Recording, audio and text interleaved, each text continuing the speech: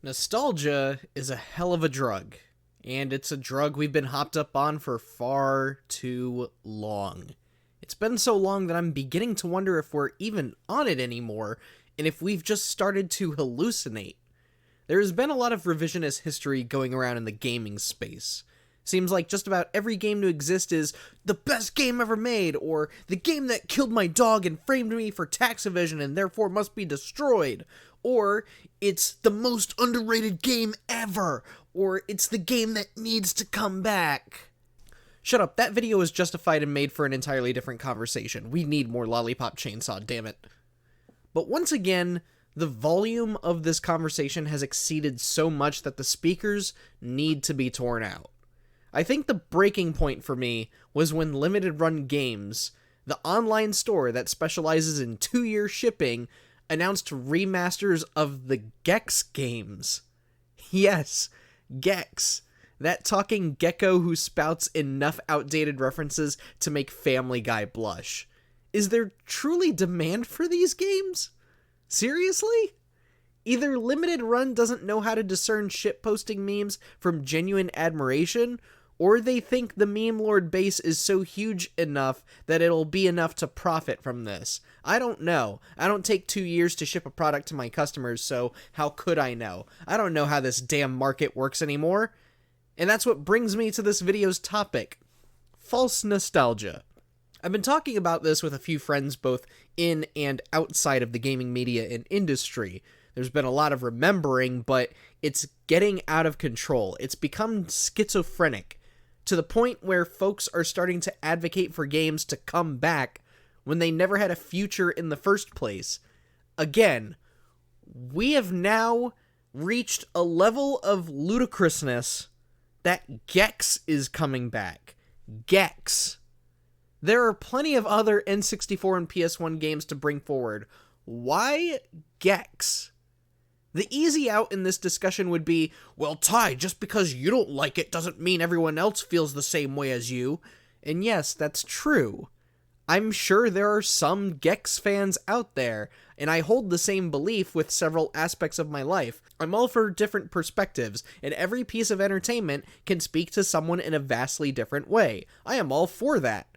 I believe that in movies, in books, in television, and in all sorts of facets of life. For every Final Fantasy VII and Dragon's Dogma, there is a Suicide Squad or a Naughty Bear. There is quite literally an audience for everything. There's too much entertainment out these days to say anything different. But what I feel we're forgetting when demanding a piece of entertainment to come back is the business side of it. Ideally, we all want this franchise and that franchise to come back with a new game, a remaster of an old game, a remake of the first game, or just a meaty collection of all the games. But what we fail to think about is why the franchise went away in the first place.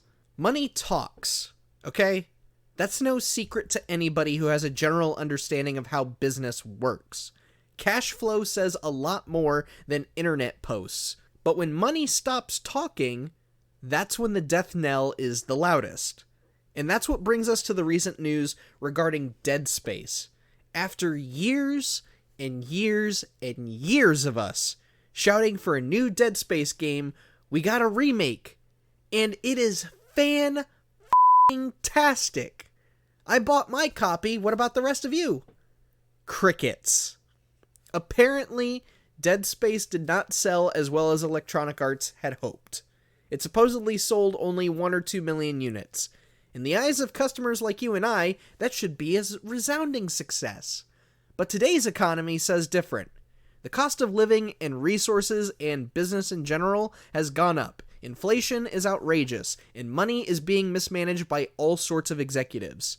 So for AAA publishers like EA, no, that isn't good enough. 1 or 2 million copies isn't going to cut it. They probably made a little bit of profit, but it was most likely marginal. That said, I have to blame the entire gaming community for this failure. Does anyone recall their emotions, their outrage, way back in 2017? We saw the headline, EA shuts down Dead Space studio Visceral Games. Ooh, the rage! Ooh, the fury! People were pissed! First, you're screwing up Star Wars Battlefront, the easiest cash cow you could have made, and now you're closing the Dead Space studio? I hadn't seen so much ire, so much wrath from the gaming community since EA shut down Pandemic. And there were some folks claiming that making a new Dead Space would have saved Visceral and thrusted the IP back into the mainstream, and it would be a money printer for EA, and we'd be getting Dead Space 5 by now. Cool. So where were you all? I bought my copy. Where were any of you? This is exactly what I'm talking about with the concept of fake nostalgia. I see so many posts across social media of how Jak and Daxter needs to come back, Medieval 2 needs its remake now, SOCOM deserves a second life, Killzone and Resistance could be the Call of Duty killer Sony needs, Xbox could be printing money with a new Banjo-Kazooie, City of Heroes would give Blizzard a run for their money, MAG could be the newest Battle Royale hype, and the demand for a new Twisted Metal wasn't getting talked about until the new show dropped.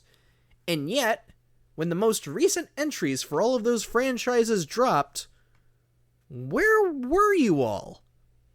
Let's break it down, shall we? Let's look at some of the big titles that I mentioned just now, alright? Let's take a look at Jak and Daxter first. Every Jak game after the first barely cracked 2 million copies sold. The first game took 5 years to surpass 2 million copies sold. Jak 2 sold another 2 million copies over the years since launch.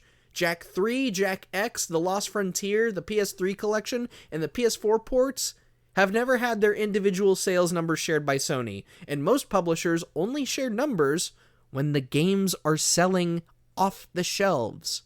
Oh, but when everybody showed up for Daxter on the PSP, it sold more than 4 million copies. So let's do some math, okay? Sony has revealed that the Jak and Daxter franchise has sold 12 million copies. Back in 2008, Guinness World Records recorded that the franchise had sold 7.1 million copies total, which means it took Lost Frontier, the PS3 collection, the PS4 collection, and another decade to make up that roughly 5 million copies sold. I'm sorry, but when a PSP spin-off makes up a third of a franchise's sales total within the span of 20 years, that tells me that the audience isn't there. Sly Cooper didn't do any better either. In fact, it did worse. First game, a little over 1 million copies sold, and it took 4 years to reach 800,000. Sly 2 Band of Thieves, regarded as the best in the franchise. That should have sold like gangbusters. Did it? Well, it did a little bit better, but it didn't cross 2 million. But I'm sure it made Sony enough money to, fund the next game. So how did that do? How did Sly 3 do? 800,000 copies. What? It didn't do half of Sly 2? Didn't even do half of Sly 3 or Sly 1? What? So, what about Thieves in Time? I mean, we hadn't seen Sly in almost 10 years at that point. How did Thieves in Time do? Less than 600,000 on PS3, and it didn't even meet half of that on PS Vita. The PS3 HD collection, on the other hand, only reached just under 700,000 units.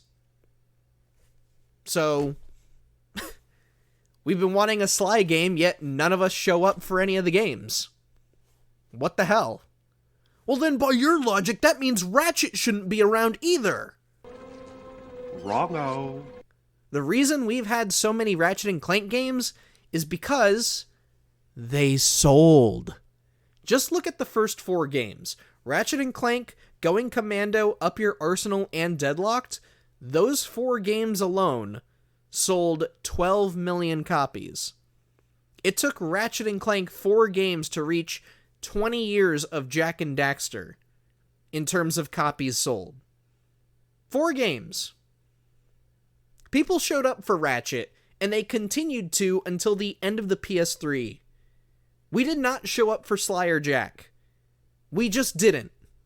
And for as much as I love Sly Cooper, I will be the first to admit that I did not play any of those games at launch. I didn't play Sly until I was in college and could afford PlayStation Now. I chose Ratchet. Ratchet was my thing growing up. And I wish I had remembered to ask for the Sly games for my birthday and Christmas, but unfortunately, I didn't. And trust me, I kick myself for that. I would love for there to be a Sly 5 or a Sly 6 by this point, but you know what? I went with Ratchet, like so many other people did. No one showed up for Sly and no one showed up for Jack. But let's take a look at another PlayStation franchise that folks have supposedly been demanding for.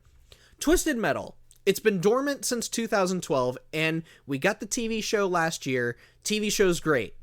What happened? Why don't we have a new game? Well, back in July 2012, almost 6 months after the most recent game dropped, co-creator David Jaffe posted on his blog, quote, "It sold fine. Not a dud, not a hit. When all is said and done, I hope Sony will be satisfied that it made a decent investment in the game and in us. But it was not a mega blockbuster or even a big hit. Was it even a hit? Not sure what is in between dud and hit, but I think TM PS3 falls into that category." End quote. Sony has not shared any sales numbers for Twisted Metal since 2000. And even after the PS4, PS5 ports of the first two games, which charted on PlayStation Store's best-selling games for a handful of weeks, and the TV series was seeing moderate acclaim, Sony still canceled the Twisted Metal game that Firesprite was working on. So, clearly, no one bought those games when those relaunched. Okay, but let's not beat up on Sony too much, because God forbid the ponies hear anything bad about Hiroki Totoki Literature Club. So what about Xbox and some of their IP? I want to point two big ones specifically, okay? Banjo-Kazooie and Killer Instinct. We'll get to the latter in just a second. So, when Banjo-Kazooie got its first game in 7 years, what do you think happened the second Nuts and Bolts dropped? There was a lot of crying over how it wasn't Banjo 3. Rather than try the game out for themselves, so many folks got their panties in a bunch, parroted JonTron's opinions, and refused to buy the game. And to this day, there are still people holding this really weird vendetta against Nuts and Bolts instead of giving the game a chance and looking at it as its own thing. It's not Banjo 3. It was never sold as Banjo 3. And don't point the teaser trailer at me. That teaser trailer was just to say, hey, we're making a new Banjo game. It didn't say, we're making Banjo 3.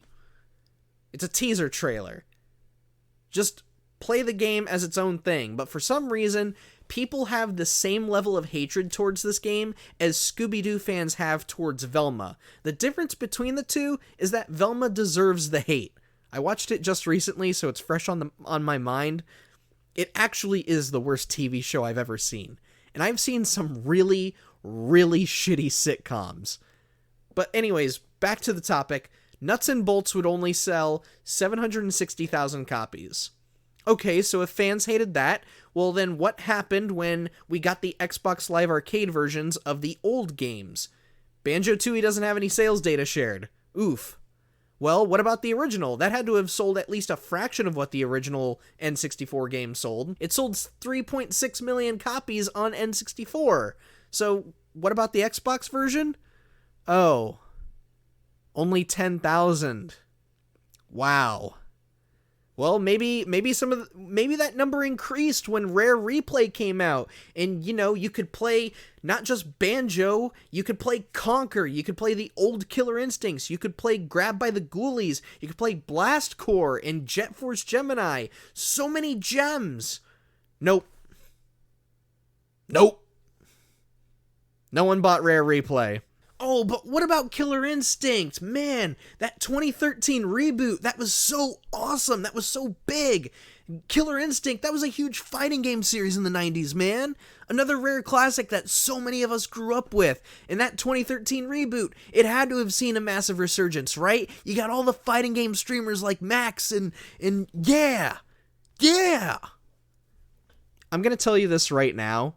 And I hold the utmost respect for Maximilian Dude, but there is nothing in this world that he, Sonic Fox, Justin Wong, or any other FGC streamer can do to convince me that the passion for this franchise is here. And I am a Killer Instinct fan. This game is constantly going on sale for $10 on Steam and Xbox. This should be selling. But as I write this, the highest player count Killer Instinct has ever seen on Steam was when the 10th anniversary update dropped in November 2023. And that player count was only a little more than 800 people. Before that, it never managed to crack 600. Oh, well, that's because everybody's playing it on their Xbox. Oh, really? Everyone being 110,000 people? And has Game Pass done anything to boost player count or even push sales numbers for this game? If so, then why is Xbox being so quiet about it? And while I'm at it, let's step away from Sony and Microsoft for a second and briefly talk about this sudden wave of nostalgia for The Crew. The Crew? The outrage over Ubisoft delisting and shutting down this game is so bewildering to me. And I understand, this isn't about The Crew itself being shut down, it's about game ownership. Guys, you cannot tell me that all of you who bought this game are suddenly angry over a 2014 online-only game that you knowingly bought knowingly that it was online only, and you were still playing this game in 2023 and 2024? That's not what the data tells me. From what I see on Steam charts, all of you left The Crew the second The Crew 2 dropped. Since January 2019, The Crew has constantly seen no more than 200 players on Steam. 5 years. And there has been no more than 200 of you guys. So no, I'm not buying the excuse of, oh, it's about game preservation. Oh, well, they're taking away ownership of my game. You never had it to begin with. The game was online only. It says in the EULA. If you didn't like it, you shouldn't have bought the game. Clear as day, plain and simple. Games are meant to be played first and foremost, and if no one is playing these games, regardless if they're online or offline, then what's the point in preserving them? What's the point in making remakes and remasters and collections and let alone sequels? What excuse do publishers and developers have in bringing old IPs back if the audience doesn't show? Guys, we only covered Killer Instinct, The Crew, Sly, Ratchet, and Jak and Daxter, and Twisted Metal. That's 6 franchises right there. You want to know where Killzone and Resistance are at? They're in their PS3 graves because nobody bought them after the first game. Resistance 3 sold like 1 million copies, no more than 2. You want to know what happened to Mod Nation Racers? No one bought it. And then United Front Games shut down because no one was buying their game after that one. Yet folks swear by Sleeping Dogs. What about Splinter Cell? What happened to that? Why isn't Splinter Cell still around? Oh, it's because nobody bought Blacklist. Huh. No wonder we haven't seen Sam Fisher outside of some cameos. Look, this is where the false nostalgia comes in. This is where I believe people are straight up lying to themselves about games they've played or games they miss or games they want to see come back. All these franchises that people supposedly want, they say they want, and then the games come out and then they don't buy it. Or they wait years until the games are on sale for like $5 and then buy it then. Unfortunately, publishers don't look at, oh, well, this could sell 4 years from now. They want the money now. They want the money now, and they want to see results now. And if the game's not selling within the first couple of months, it's pretty much dead in the water. Like, it's a miracle that we have games like Among Us. It's a miracle that Fortnite managed to bounce back, and same with No Man's Sky and all these live service games. They should count their lucky stars. But when you look at games like the Medieval remake, the second that dropped in October 2019, where was everybody? I bought my copy at launch. I stayed up till midnight so I could play it. And if the game had sold well, we would have gotten Medieval 2 by this point. It's been 5 years since the remake, man. Where was everybody? Oh, well, the PS5 details, oh my god, I need to pay attention to PS5. PS5, bro. The crew wouldn't be shutting down if more than 200 people were playing the game. If you tacked on an extra 0 at the end of it, like 2,000, maybe it'd be a different story. But again, all of the crew players left to go play the crew 2. So I genuinely believe that folks conjure false nostalgia, and while I have been somewhat irreverent in this video, actually I shouldn't even say somewhat, I kind of have been, I do believe that some people are doing this unintentionally. I believe people are lying to themselves, but some of it is by complete accident. You can be nostalgic for an IP regardless if you played it. Those of us in our 30s and 20s, we were exposed to so many games on store shelves that it was easy to associate one game with another in a visual sense. The only reason I remember games like iNinja and Voodoo Vince and Chibi Robo is because they were on the same shelf next to Luigi's Mansion and Mario Sunshine and God of War and Halo and Bully. Like, you looked at this collection of various genres, and for some reason, they all kind of made sense in their own weird way together. And those games had a particular look and feel to them that no other game on the shelf could match. It wasn't, waiting for a YouTuber to say something, or waiting to see it pop up on Steam or PlayStation Store. It was whatever was on the shelf. And parents had a factor into the games that we remember as well. How many times did we beg our folks to let us take a game home while we were at Target or Walmart or Best Buy or whatever, and we were met with, okay, but just one game? I remember whenever I had those moments, I had to really think about which game I wanted now and which I could ask for Christmas or for my birthday later on. It wasn't always easy, but I do think about the games that I didn't choose.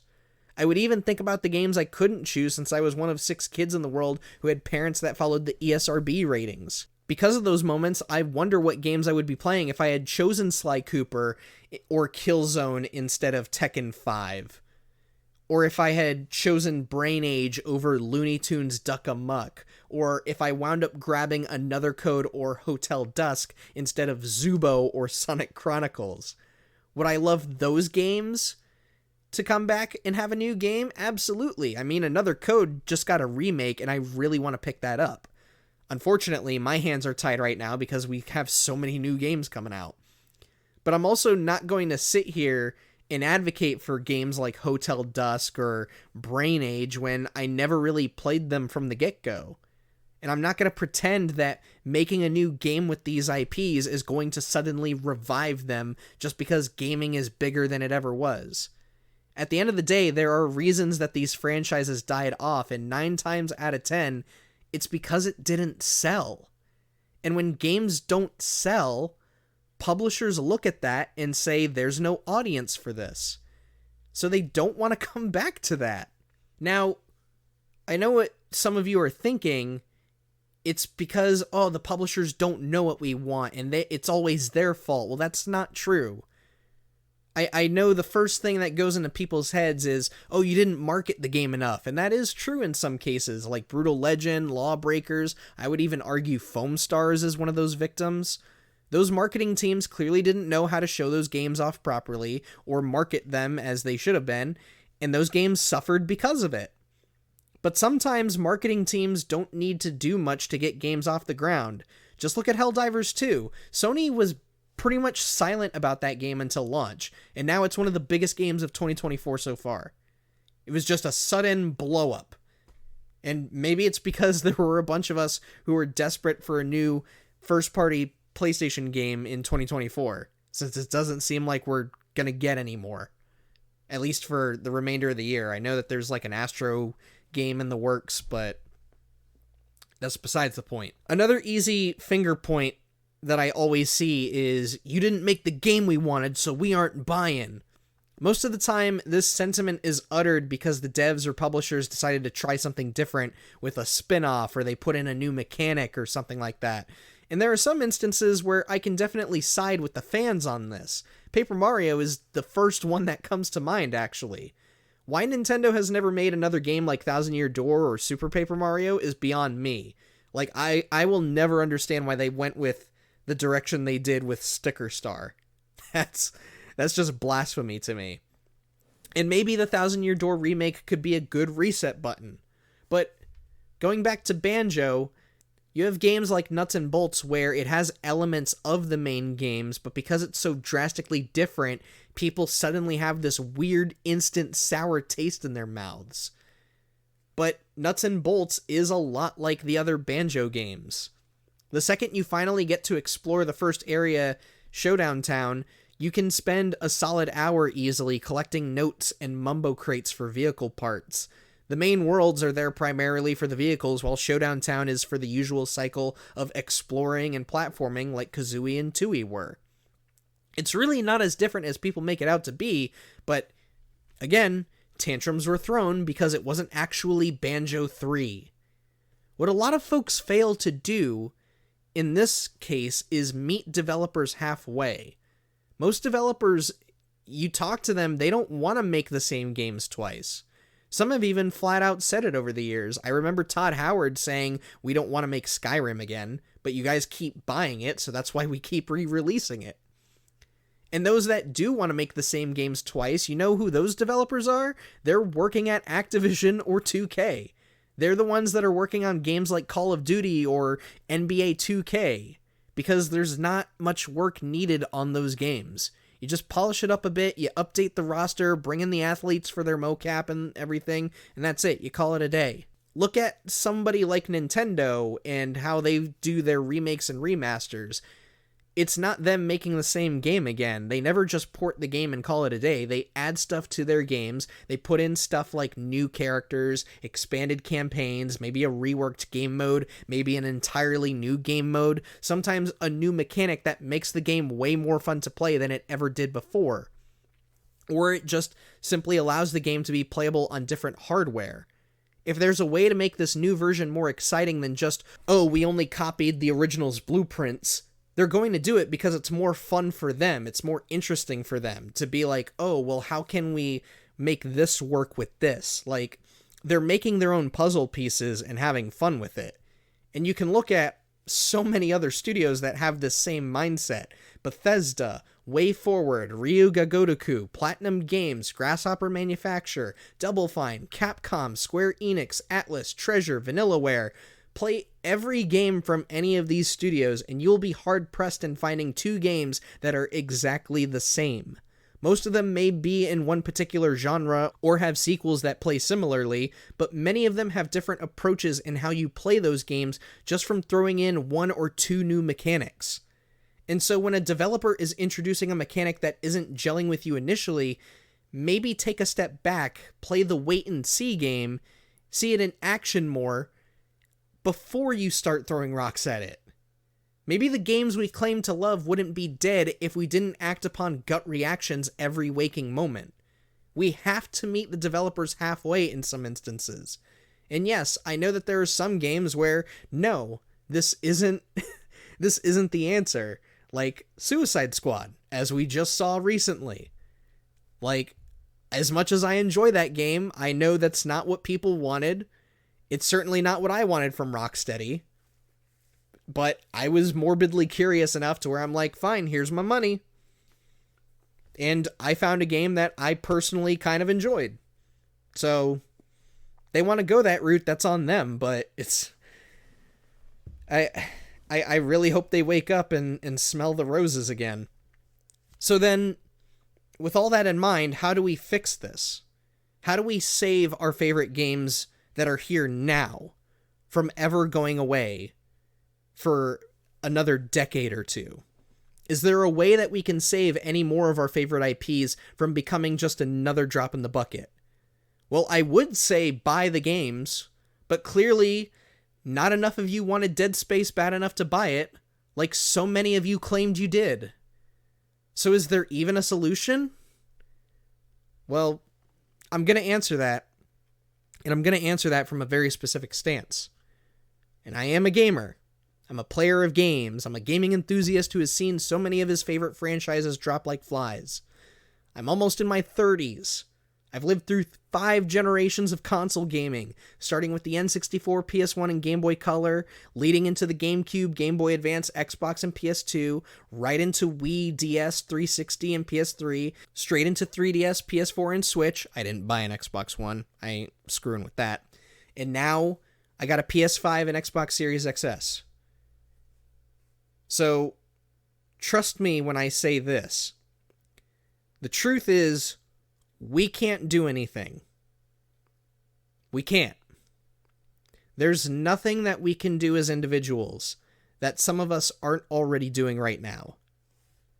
We can demand any game that we want. We can scream and cry all we want when certain games get canceled, even if some of us were truly excited for it. We can buy every game in a series and talk it up like madmen in forums and videos.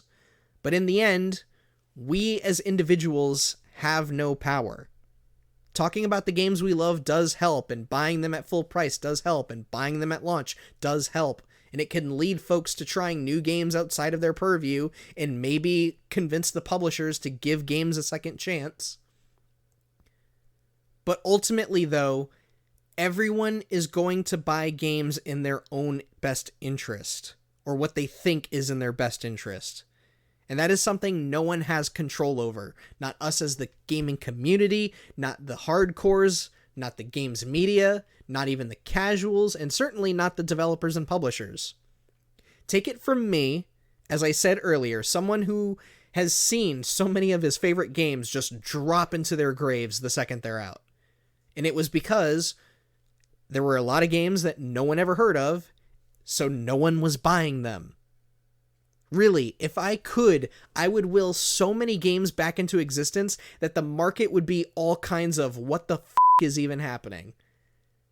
Like, if I was to flood the PlayStation Store with nothing but my favorite games, a lot of you would probably be sitting there probably wondering what the hell's going on at Sony. You'd be seeing Metal Arms 2, Lollipop Chainsaw 2, Zubo 2, a localized version of the Retro Game Challenge remakes. Ultimately, I am in the minority, and I've kind of learned to embrace that my favorite games may never be re-released again in any capacity. And I know that sounds really weird to say. It's basically, I'm glad my favorite games are dead, which nobody wants to say and nobody wants to ever hear. But let me put it to you this way. Let me show you something. Back when we were doing the short-lived podcast on Mojo Plays in retrospect, hosted by me, I did an episode with our channel manager, Rob, about Banjo-Kazooie.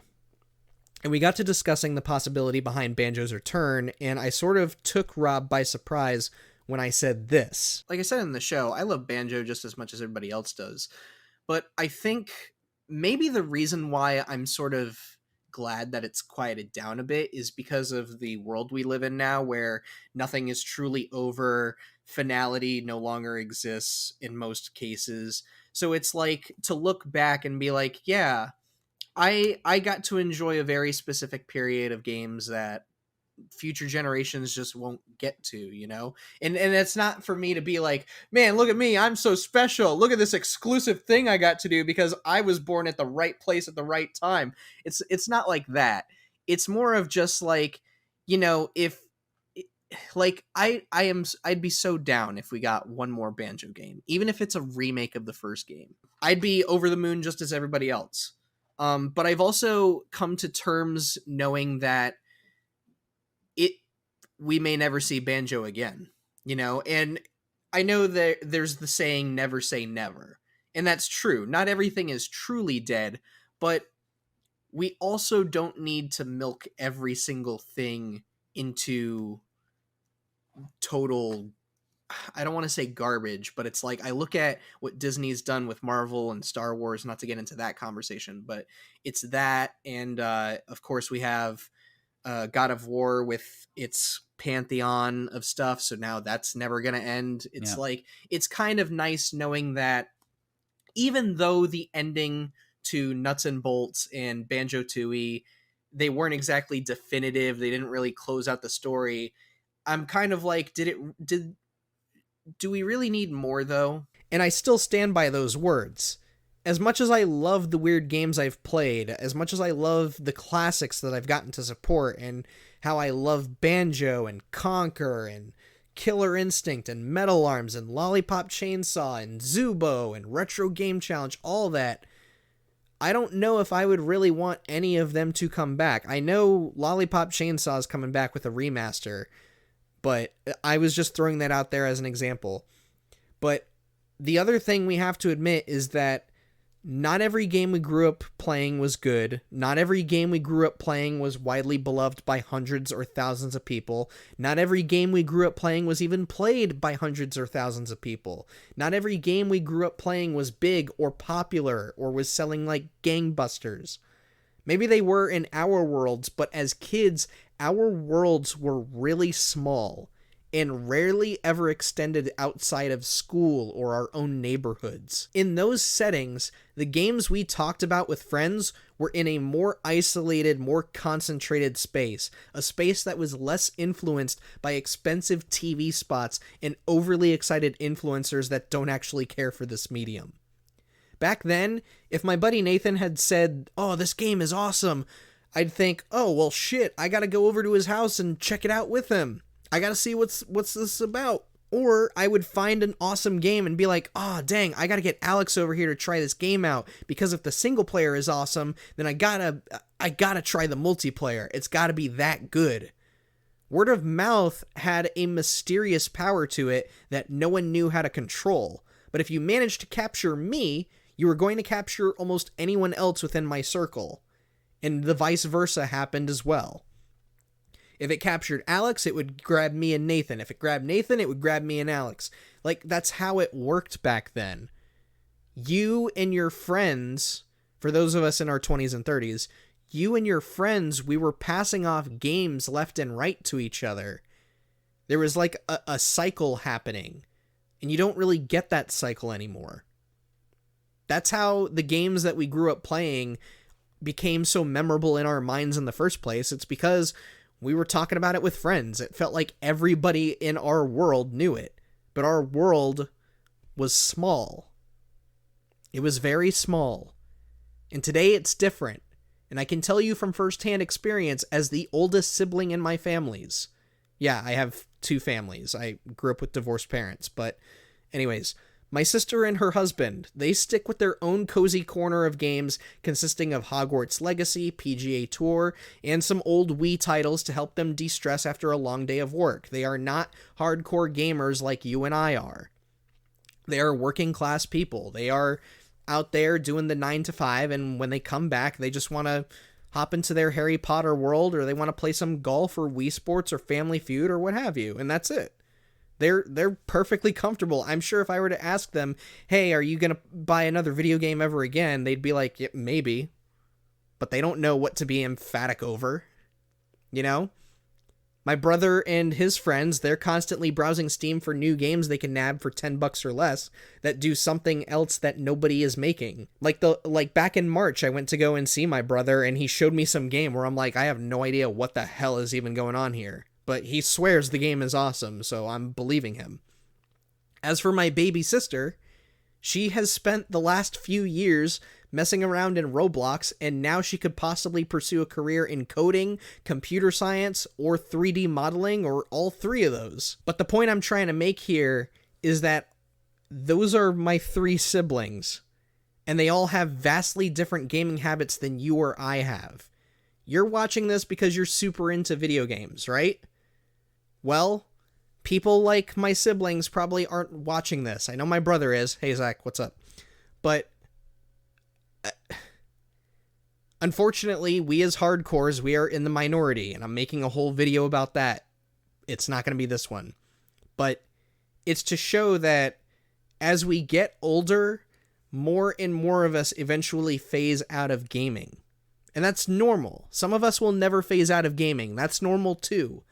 But we need to realize that as that part of life becomes truer by the minute, as more and more people phase out of this hobby, we as a demographic become smaller, while the kids of today as a demographic get bigger, because they're coming into the industry with little to no knowledge of what games were like before. So 9 times out of 10, you show them a game like Rocket Robot on Wheels or Diddy Kong Racing, they're going to be like, what the hell is this thing? I don't want to play this. I want to go play Mario Odyssey. I want to go play Fortnite with my friends. I want to go play, I don't know, Tekken 8 or something. They want to go play the games that are poppin' now. And those kids, when they get older, when they get to our age currently, when they get to their 20s and 30s, they will go through the same motions just as we are right now. And I'm sure some of them will start making videos almost like this one and try to get more fans in a concentrated area to revive their favorite games, but in the end, sadly discover the same brutal truth that we've been talking about for the last 40 minutes or so. So, is it really hard to believe that some people want Gex to come back? Yes, it really is that hard. It's also hard to imagine enough people really want Jak and Daxter to come back. It's hard to imagine that enough people want Killzone to come back, or Sly, or Banjo, or Killer Instinct to come back, or The Crew. If your money didn't talk then, what makes you think the kids of today are going to let their money talk now? Perhaps instead of shouting for any game we can think of to come back, we need to just start accepting that our time is over. And maybe that's not such a bad thing to say. I know, it sounds shitty to say out loud, but let's look at it from a different angle. Like, the way I look at Metal Arms, and Lollipop Chainsaw, and Zubo even, or Naughty Bear, or Mod Nation Racers, when I think of those games, you know what I think? I think, man, I got to experience some really awesome games that these kids today will never know about unless they actively go digging for it. And that really sucks. But damn, I hope they find a game that gives them that same feeling I did. I truly do. I personally don't think Fortnite or Roblox or whatever is the answer. I don't think Lethal Company is the answer. I don't think a lot of these online games are the answer either. But if they get that same kick, they get that same kick. And that's their game. Naughty Bear's not gonna convince them otherwise. 3D Dot Games Heroes not gonna convince them otherwise. And look, I'm not against remakes or remasters. I know someone's gonna try and misconstrue this video as that, but I'm not. I'm not against remakes or remasters at all. I'm not against publishers giving old IPs another shot. I'm not against any of those practices. What I am against is false nostalgia. What I am against is people voicing their support and not showing up. I'm not saying you need to fork over the $60 the second it drops, right? I'm promise you I'm not. I know it sounds like I am, but I'm not. Like, if the game comes out and you can't afford it, that sucks. I've been there. I still get to that point several times. I wish I could be playing Sandland right now, but it's not in my budget right now. So Sandland's gonna have to wait. And unfortunately, if that means the game ends up selling poorly, well, that sucks. But not every IP makes it out alive in this highly competitive market. Going back to the topic at hand, what I am against is false nostalgia. And essentially, it's the same issue that I'm really sick of seeing in general, the same issue that I talk about in the content video, in the social media video, in the Suicide Squad video, even in the spoilers video. It's the lack of self-honesty. It's the lack of self-honesty that gets me. That's why I get so heated. It's the straight up lying to not just other people, but lying to yourself. It's unhealthy. It's not good. I really wish that we as a community were more self-reflective and accepting of certain situations instead of fooling ourselves into thinking we want something like Gex. Gex! That's the bottom of the barrel. Some of us really need to be more reserved in what games we're demanding when in reality, half of us aren't even going to be buying the damn game anyways. We need to stop boarding random hype trains for no reason other than FOMO. The second that we start accepting, that some of us start accepting that we're from an era that is no longer around, and it may never come back, life gets a lot more comfortable and easier to navigate. It really does. I am playing a lot more newer games these days still. As much as I love Conquer and I miss all my old games, I'm still playing new games. Like a Dragon Infinite Wealth has been eating up my time for the last 2 months now. Like, the future can be cozy, but you have to navigate it, and you have to quit being stuck in the past so much. It's bad. It's not healthy. Even in something as trivial as the fandom's perspective. Too much of one thing is never a good thing. When you try to focus on the present and look at what's happening now and find your own means to navigate it and enjoy it and still find ways to enjoy your hobby, that's when life gets more cozy. But if you continue to deny your age and you step aboard that random ass hype train that you know nothing about, you're going to end up like Mr. Krabs. You're going to be empty, you're going to feel unsatisfied, and you're probably getting caught in a panty raid in your own mom's house. Meanwhile, I'll be comfortably sleeping in my memory foam mattress with adjustable cushioning. You enjoy your crusty old race car bed. I certainly feel younger. Good night, Mr. Krabs. Good night, SpongeBob. Eugene, lights out. Yes, Mommy?